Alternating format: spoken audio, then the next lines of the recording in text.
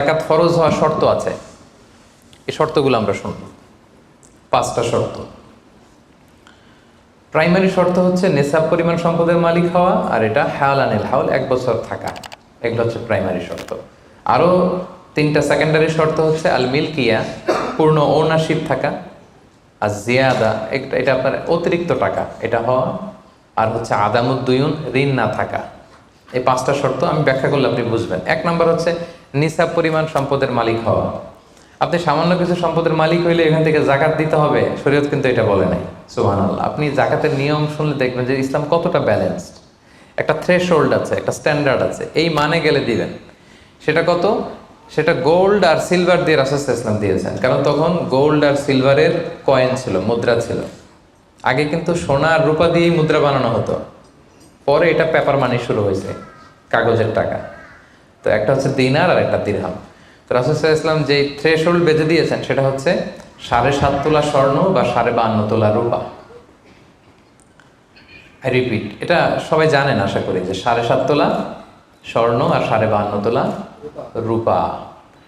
আধুনিক সময়ে গ্রাম দিয়ে দোকানদাররা হিসাব করে, তো গ্রাম দিয়ে যদি আপনি বুঝেন তাহলে 85 গ্রাম স্বর্ণ অথবা 595 গ্রাম রূপা, এটা হচ্ছে থ্রেশহোল্ড নিসাব, অথবা এর সমপরিমাণ অর্থ, ক্যাশ টাকা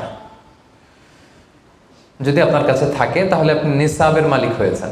যেদিন আপনি এই নিসাবের মালিক হবেন ওই দিনটা আপনি ডায়েরিতে টুকে রাখবেন, কারণ এটা যদি 1 বছর আপনার কাছে এরকম থাকে, 1 বছর পরে যে আপনি জাকাত দিবেন, কিভাবে দিবেন আমি সামনে বলবো। তো এই নেসাব নিয়ে একটা প্রবলেম আছে। প্রবলেমটা হচ্ছে 7.5 তোলা স্বর্ণ আর 52.5 তোলা রূপার দাম কিন্তু এক না। 52.5 তোলা রূপার দাম খুব কম, আর 7.5 তোলা স্বর্ণের দাম অনেক বেশি। এটা হইল একটাই কম আর একটা বেশি। ঘটনা হচ্ছে রাসূল সাল্লাল্লাহু আলাইহি ওয়াসাল্লাম যখন এই থ্রেশহোল্ডটা বেঁধে দিয়েছিলেন নিসাবটা, তখন দুইটার মান সমান ছিল। তখন 7.5 তোলা স্বর্ণ দিয়ে 52.5 তোলার মতো রূপা পাওয়া যেত, অথবা কেউ 52.5 তোলা রূপা বিক্রি করলে 7.5 তোলা স্বর্ণ পেত। কিন্তু পরে সিলভার ফল করতে শুরু করলো, ফল করতে করতে আজকে এই অবস্থা। গোল্ড আবার খুব একটা ফল করে নাই, ফলে গোল্ডের স্টেবিলিটিটা এখনো রয়ে গিয়েছে। তো এখন আপনি কোনটা ধরে দিবেন জাকাতটা? যদি আপনি রূপা ধরেন, কথার কথা, রূপা যদি এই 1 ভরির দাম 1000 টাকা হয়, তাহলে 52.5 ভরির দাম কত? 52,500 টাকা। কিন্তু স্বর্ণ যদি আপনি হিসাব করেন, 1 ভরি যদি 50,000 হয়, 7.5 ভরি কত? 3.5 লাখ প্লাস, তাহলে প্রায় 7 গুণ কম বেশি, তাই না? এটা নিয়ে হয়ে গেছে জটিলতা। তো এখন আপনি কোনটা ধরে দিবেন? অনেকে বলে না গোল্ড দিব, কারণ গোল্ড ফল করে নাই, এটার যে স্ট্যান্ডার্ড এটা এখনো বজায় আছে। এটা নিয়ে অনেক আলোচনা, আমি খুব সংক্ষেপে বলি। কেউ বলে গোল্ড দিব, কেউ বলে রূপা দিব। এখন আমি কি বলি? আমি আপনাদেরকে সাজেস্ট করবো আপনারা রূপারটা ধরবেন। রূপারটা ধরলে কি লাভ হবে জানেন? 2 দিকেই লাভ, আপনারও লাভ, যিনি নিবে আরও লাভ। রূপারটা ধরলে বেশি সংখ্যক লোক জাকাত দান করতে হবে, তাই না? আর বেশি সংখ্যক গরিব লোকও টাকা পাবে, কি বলেন? তো 2 পক্ষে লাভ হইল না? এখন প্রশ্ন করতে পারেন, হুজুর ও পাইছে ওর লাভ, আমার লাভ কি? আপনার তো সবচেয়ে বড় লাভ, আপনি তো সওয়াব পাবেন আখিরাতে। এটা আমাদের বেশি দরকার না? কি বলেন? যিনি গ্রহীতা উনি পেয়ে লাভ, তার লাভ হইল, আর যিনি দাতা তিনি সওয়াব পেয়ে লাভবান হইলেন, তিনি সম্মানিত জাকাত দাতা হইলেন। অল্প আসুক না, ধরেন আপনার 1000 টাকা জাকাত আসছে, তা আপনি যদি 1000 টাকা জাকাত দেন, এটা আপনার হৃদয়ে একটা প্রশান্তির কারণ হবে না? যে আমি সম্মানিত জাকাত দাতা, আলহামদুলিল্লাহ, আই এম এ জাকাত পেয়ার। এবং এত বড় একটা ফরজ ইবাদতের লিস্টে যে আপনি ঢুকতে পারছেন, এটাও তো কম কিসে, কি বলেন?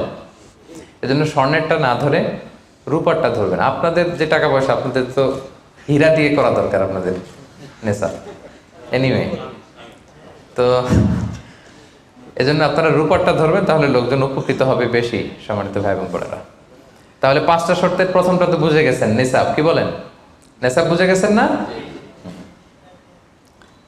2 নম্বর শর্ত হচ্ছে শুধু এই নেসাব পরিমাণ সম্পদের মালিক হইলেই হবে না ভাইরা, এটাকে হাওলানিল হাউল বলে, মানে 1 বছর আপনার কাছে থাকতে হবে। দেখেন ইসলাম কতটা ভারসাম্যপূর্ণ। কিছু টাকা আপনার কাছে থাকলে এই জাকাত দাও না, এটা 1 বছর থাকতে হবে। যদি দেখা যায় যে আপনার সব খরচ শেষে 1 বছর এই টাকাটা আপনার কাছে অলস পড়ে আছে, তাহলে বোঝা গেল যে আপনি সম্পদশালী এবং আপনার অর্থের একটা স্টেবিলিটি আছে। কি বলেন? তাহলে আপনি নেশাব পরিমাণ সম্পদের মালিক হলেন এবং 1 বছর যদি থাকে 1 বছর শেষে আপনি জাকাত দিবেন। এই বছরটা কিন্তু সৌর বছর না, সোলার ইয়ারে হিসাব করলে হবে না, এটা লুনার ইয়ারে, চান্দ্র বৎসরে। খেয়াল রাখতে হবে সৌর বছর জানুয়ারি ফেব্রুয়ারি মাসের যে হিসাবটা এটা 365 দিনে 1 বছর, কিন্তু যেটা লুনার ইয়ার চন্দ্র বছর এটা কতদিন 1 বছর কে জানে? কেউ জানেন না? 300 হ্যাঁ 354 দিন, রাইট। 354 দিন, সামান্য কিছু সময়। তো 11 দিনের কিন্তু এখানে ডিফারেন্স আছে, 11 দিনের ডিফারেন্স আছে। তো আপনি হিসেব করবেন হচ্ছে চান্দ্র বছর অনুযায়ী, সৌর বছর অনুযায়ী না। তো সৌর বছর অনুযায়ী যদি করেন তাহলে আপনার জাকাত কিন্তু 2.5% থাকবে না। চান্দ্র বছর অনুযায়ী আপনার 2.5%, সৌর বছর করলে ওইটা 2.58% হয়ে যাবে। একটু বাড়বে না? কারণ কতদিন বেশি?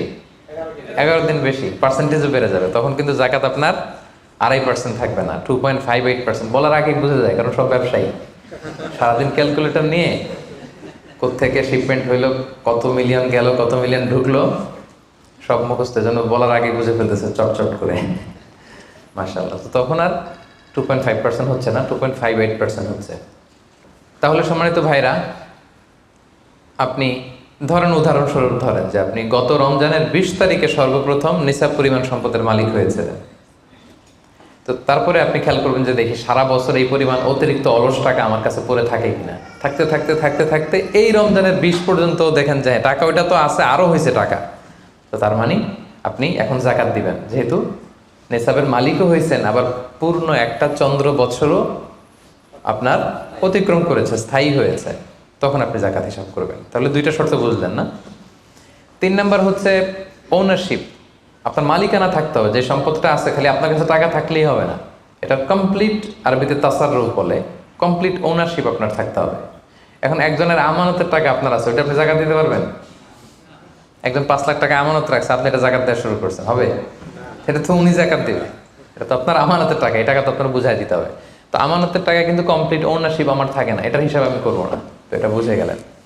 4 নাম্বার হচ্ছে এই টাকা আপনার অতিরিক্ত হইতে হবে, আরবিতে বলে জিয়াদা। দেখেন ইসলাম কত সুন্দর। ইসলাম বলে আপনার নিজের পার্সোনাল এক্সপেন্সিস, আপনার লিভিং কস্ট, আপনার সব ধরনের অ্যাকোমোডেশন, আপনার ট্রান্সপোর্টেশন এক্সপেন্সিস, আপনার মেডিকেল এক্সপেন্সিস, আপনার বাচ্চার স্কুলিং, আপনার ইয়ারলি ট্রিপ যদি থাকে, এন্টারটেনমেন্ট, ধরেন বছরে আপনি একবার ফ্যামিলি আউটিং করেন, এই খরচটা, যত খরচ আপনার হতে পারে, এই সব খরচ শেষেও কিছু টাকা আপনার থেকে যায়, ইসলাম বলে ওইটার উপরে জাকাত দিবে। সুবহানাল্লাহ। জিয়াদা, অতিরিক্ত হওয়া শর্ত। আপনার লাগে, যদি আপনার এই টাকা লাগে, ওটা তো আপনি ইউজ করবেন। আপনার টাকার ব্যবহারের জন্য সবচেয়ে বেশি হকদার কে? আপনি নিজে। আপনার সব খরচ আলহামদুলিল্লাহ সুন্দরভাবে চলে, এরপরেও নিসাব পরিমাণ টাকা বছরব্যাপী যখন আপনার রয়ে গেল, ইসলাম বলে জাস্ট 2.5%। সুবহানাল্লাহ। তাহলে অতিরিক্ত হইতে হবে। সর্বশেষ শর্ত, 5টা শর্তের সর্বশেষ শর্ত হচ্ছে ঋণ থাকতে পারবে না। ঋণ থাকলে ওইটা জাকাত থেকে বাদ যাবে। ধরেন আপনার আছে 5 লক্ষ, কিন্তু আবার ঋণও আছে 5 লক্ষ, কথার কথা। তো এটা তো আপনি আগে ঋণ দিবেন, আপনি তার জাকাত দিতে পারবেন না, এই কথাটা কি বুঝতে পারছেন? আচ্ছা, ঋণ ভাই 3 ধরনের। কয় ধরনের? 3 ধরনের। একটা হচ্ছে আপনার একবারে পরিশোধ করতে হবে, এরকম ঋণ থাকে না, যে আমি মুরাদ ভাইয়ের কাছ থেকে 1 লক্ষ টাকা নিলাম, আজকে আমার জাকাতের হিসাব করার ডেট, তো 1-2 মাসের মধ্যে টাকাটা দিতে হবে। তো তখন এই যে 1 লক্ষ টাকা উনি পাবে, এই টাকাটা আমি বাদ দিব আমার অন্যান্য অ্যাসেট থেকে, বাদ দিয়ে যদি দেখি যে না, তারপরেও জাকাত হয় দিব, আর না হলে দিব না, কারণ এটা একবারে দিতে হবে। ওনারা বলছে যে 1 লক্ষ আমি একবারে দিয়ে দিব আপনাকে 1 মাস পরে, এইভাবে ঋণটা নিয়েছিলাম। তাহলে কিছু কিছু ঋণ আছে একবারে পরিশোধযোগ্য, ওকে, এটা জাকাতের ক্যালকুলেশন থেকে বাদ যাবে। কিভাবে বাদ যাবে আমি ক্যালকুলেশন করে দেখাবো। ঋণের দ্বিতীয় প্রকার হচ্ছে ইনস্টলমেন্টের কিছু ঋণ আছে, কিস্তিতে দেয়া লাগে। লেটস সে আমি 1 কোটি টাকা দিয়ে একটা গাড়ি কিনেছি, BMW গাড়ি, বা 50 লক্ষ টাকা দিয়ে আমি একটা হুন্ডা গাড়ি কিনেছি, 50 লক্ষ টাকা। তো এটা আমি কিস্তিতে কিনেছি। কিস্তির ঋণ যদি হয় তাহলে আপনি কিন্তু পুরোটা বাদ দিতে পারবেন না, তখন সর্বোচ্চ 12 মাসের কিস্তি বাদ দিতে পারবেন, 12 মান্থসের, তাও এই চন্দ্র মাসের হিসাবে। কারণ জাকাতের হিসাবটা কি 12 মাসের হিসাব, তাই না? এটা একটা ইয়ারলি ক্যালকুলেশন। আপনি পুরোটা যদি একবারে বাদ দেন তাহলে তো আপনার আর জাকাতই দেওয়া লাগবে না। কি বলেন? বাংলাদেশে অনেক বড় বড় সিআইপি ব্যবসায়ী আছে, ওনারা হাজার হাজার কোটি টাকা ব্যাংক থেকে ব্যবসায়ের কারণে ঋণ নেন এবং ওনাদের ঋণ খেলাপি হয়। তো ওনারা যদি বলে হুজুর আমার তো ঋণ আছে, তো উনি আর জাকাত দিবে কি? ওনারাই তো আমার জাকাত দেওয়া লাগবে এখন। কি বলেন? এরকম বড় বড় সিআইপিরা যদি ঋণের দোহাই দেয়, উনি আর জাকাত দিবে কি? উনি তো ঋণী। তাই উনারাই কিছু জাকাত আমাদের দেওয়া লাগবে, কারণ আমরা জাকাতের 8টা খাতের মধ্যে একটা পড়েছি, বল গরিমিনা। কি বলেন? ঋণগ্রস্ত ব্যক্তিকে জাকাতের টাকা দিয়ে হেল্প করা যায়। তো উনি আর দিবে কি? উনারে দিই আমরা। ওই ঋণ বাদ দেওয়া যাবে না। ইনস্টলমেন্টের ঋণ হইলে 12 মাসের, আর ওইরকম ঋণ খেলাপি 1000 কোটি টাকা, এগুলো বাদ দেওয়া যাবে না। 3 নাম্বার ঋণ হচ্ছে লাক্সারি পণ্য কিনতে যে ঋণ হয়, এই ঋণ জাকাত থেকে বাদ দেওয়া যাবে না। বিলাসিতামূলক কিছু যদি আপনি কিনেন, আপনি একটা লাম্বরগিনি কিনলেন 10 কোটি টাকা দিয়ে, এটা আপনি জাকাত থেকে বাদ দিতে পারবেন? পারবেন না। তাহলে লাক্সারি আইটেমের যে ঋণ, এটা বাদ দেওয়া যায় না। তাহলে ঋণের ব্যাপারটা পুরোপুরি বুঝে গেছেন না? এই 5টা শর্ত যদি থাকে আপনার মধ্যে পাওয়া যায়, অর্থাৎ আল্লাহ তালা আপনাকে একটা নিসাব পরিমাণ সম্পদের মালিক বানিয়েছেন, এটা আল্লাহ তালা পুরো 1 বছর আপনার এই পরিমাণ টাকা আপনার মধ্যে স্টেবল ছিল এবং এটার পূর্ণ ওনারশিপ আপনার আছে, এবং এটা আপনার সব খরচের অতিরিক্ত, এবং সবশেষে এটা আপনার ঋণের বাইরে। ওই সম্পদ থেকে আল্লাহ তালা আপনাকে জাকাত দিতে বলেছেন। তাহলে জাকাতের শর্ত সবার ক্লিয়ার?